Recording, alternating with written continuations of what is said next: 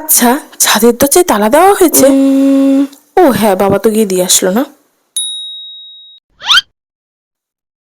এই যে ফ্যানটা ঘুরছে বন বন করে, যদি ফ্যানটা ধপ করে এসে আমার মুখের উপর পড়ে, না বাবা সরে যাই আমি। বয়ফ্রেন্ডটাও আজকাল খুব ব্যস্ততা দেখাচ্ছে, ফোন করলেই বিজি বিজি। আচ্ছা, এমনও তো হতে পারে মালটার অন্য কারোর সাথে চক্কর চলছে। কিসের আওয়াজ হলো? আমার পেছনে কেউ শুয়ে তো?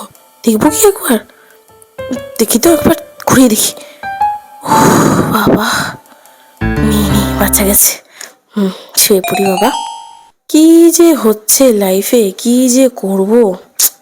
বাদাম বাদাম গানটাতে রিল বানিয়ে যদি আজকে ভাইরাল হতে পারতাম, তাও কিছু একটা হতো।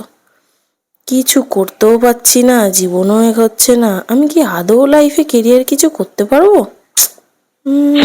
না, কাল থেকে সকাল 6টায় উঠে এক্সারসাইজ করব।